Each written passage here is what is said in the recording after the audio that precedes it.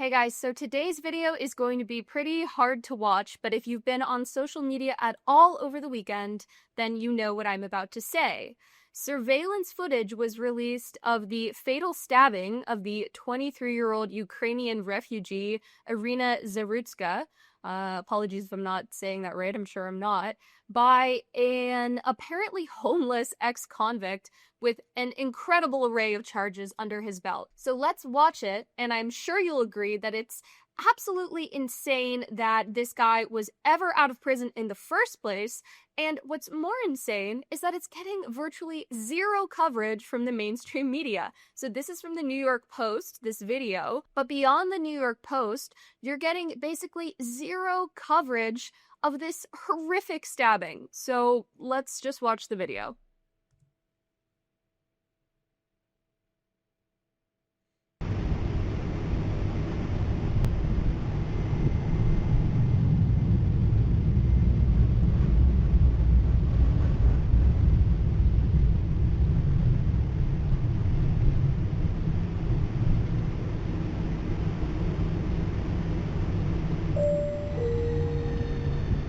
This stop is Stanley Park Station. Please exit right.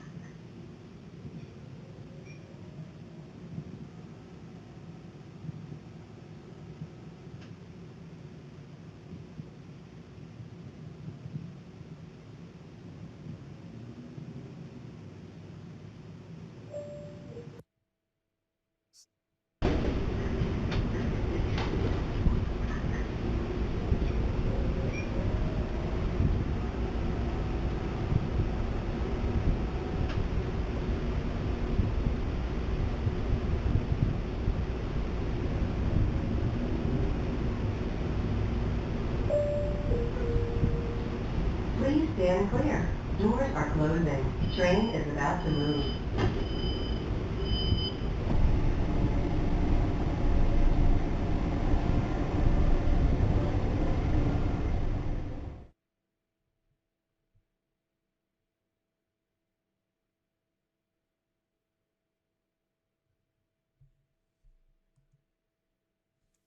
So that's it. Those were her last moments on Earth, and it's absolutely horrific to watch. Something that strikes me about this video is just how tiny she is, and she has made herself look so unassuming. She clearly just came from work, she's not bothering anybody, she's not even making eye contact, she has her headphones in, her eyes are down, and I have no real idea what's going through this guy's mind. I mean, it's extremely difficult for a normal person to even conceive of committing a crime like this, but obviously it looks like he chose a defenseless, easy target. But it's been known for a long time that this guy was a danger to society. I mean, he has mugshots going back 10 years ago, and his list of criminal charges includes armed robbery, felony larceny, breaking and entering, and shoplifting. So it is absolutely insane that this guy was ever released in the first place,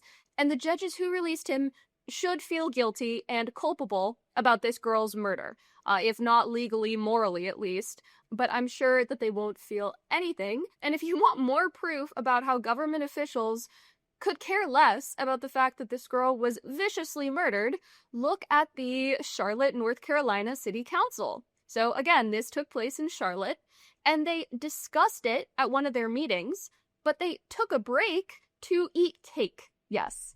Yes, so this is true. Joe Bruno, who attended the meeting, said they are indeed taking a break for cake. The cat's safety briefing will have to wait a little bit longer. Picture the cake. Cake time is over. Charlotte City Council is now starting its discussion of the fatal stabbing. Well, don't move with too much urgency there, Charlotte City Council. Gotta make sure you're well fed before the meeting proceeds. But it's not just the City Council.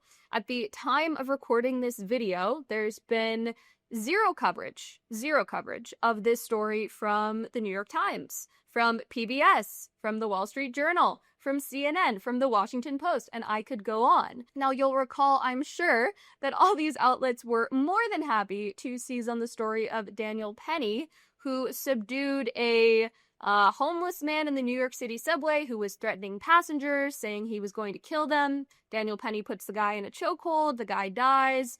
And these outlets ran stories for weeks, if not months, litigating exactly what happened on the subway and whether it was a sign of America's deep institutional racism and just how evil this Daniel Penny guy was for, protecting the other passengers on the train. But obviously the reason why they're not covering it is because there is no liberal spin you could put on this story. I mean, she walks into the train, he sees her, and he stabs her. That's the entire story, and the racial optics are clearly quite bad for the left. You have this huge black guy who is attacking a tiny blonde girl for no reason. Seemingly. Maybe he had a reason in his mind, and I'm sure that we'll never find out what that is. Now, there was one mainstream outlet which saw fit to cover this girl's death, and that was Axios. And let's look at how Axios framed it, because they did find a sort of workaround to the bad optics of the story. Okay, so Axios says that the gruesome video of this attack is drawing attention from MAGA influencers seeking to elevate the issue of violent urban crime and accuse mainstream media of undercovering shocking cases.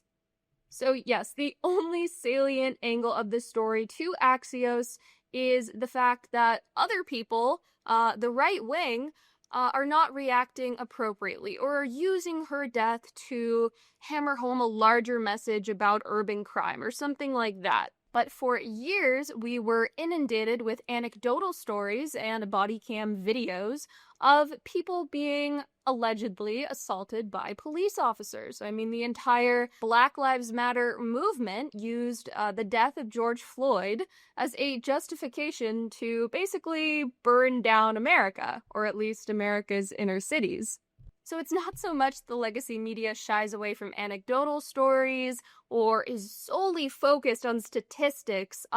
It's just that they don't care. They really don't care about this girl's death because it doesn't fit with this narrative that they've created about who the criminals in America are and who the victims are, and that black men are overly criminalized, overly incarcerated, and they're living in fear. I mean, they can't go out in public without being accused of crimes they didn't commit and being assaulted by police officers. And then you get a video like this.